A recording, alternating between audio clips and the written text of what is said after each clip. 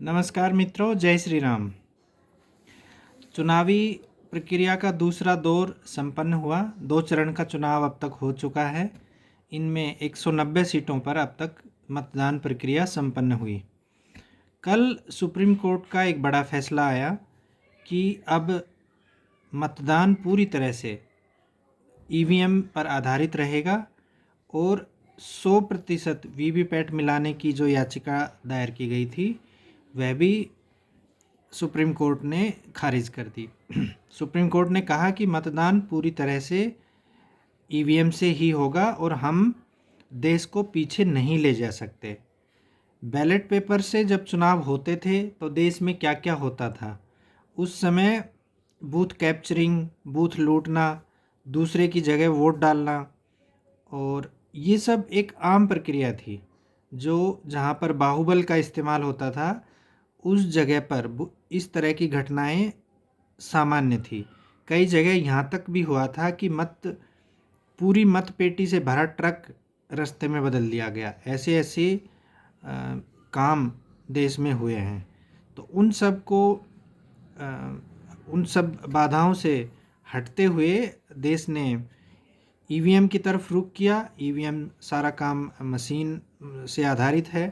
तो अब जो चुनावी प्रक्रिया है वो ईवीएम के माध्यम से सुचारू रूप से चल रही है और सुप्रीम कोर्ट ने कहा है कि अब इसमें कोई किसी प्रकार की बदलाव की संभावना नहीं है।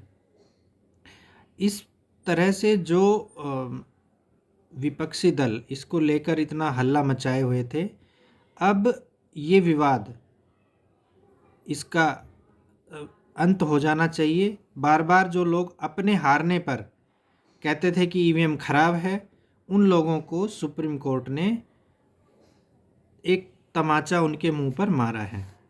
उनको अच्छे से सुप्रीम कोर्ट ने जवाब दे दिया है कि देश की प्रक्रिया एक सुचारू सुदृढ़ तरीके से चल रही है, जिसको डाइवर्ट करने की कोई आवश्यकता नहीं है। उम्मीद की जानी चाहिए कि इस मामले में जो भी एक कॉन्स्पिरेसी थ्योरी चल रही थी उन सब का अब अंत हो जाना चाहिए। जब कांग्रेस कर्नाटक में जीतती है, हिमाचल में जीतती है तो ईवीएम बढ़िया, लेकिन गुजरात में हारती है तो ईवीएम खराब। तो ये अपनी नाकामियों का जो सिलसिला है, अपनी नाकामियों को ईवीएम के सर दोष देना है, इसका अब अंत हो जाना चाहिए। क्योंकि आप ठीक से चुनाव लड़ते नहीं हैं, जनता के बीच में अपने मुद्दे रख नहीं पाते हैं, चुनाव हार जाते हैं।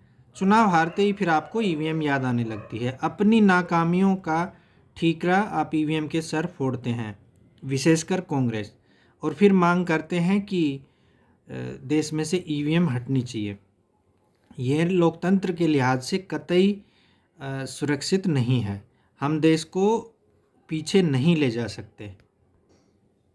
तो उम्मीद करते हैं कि इस विवाद का अब अंत हो जाना चाहिए और बार बार विपक्षी दलों द्वारा जो एक ईवीएम का बेसुरा राग छेड़ा जाता है उसका अब अंत हो जाना चाहिए। धन्यवाद।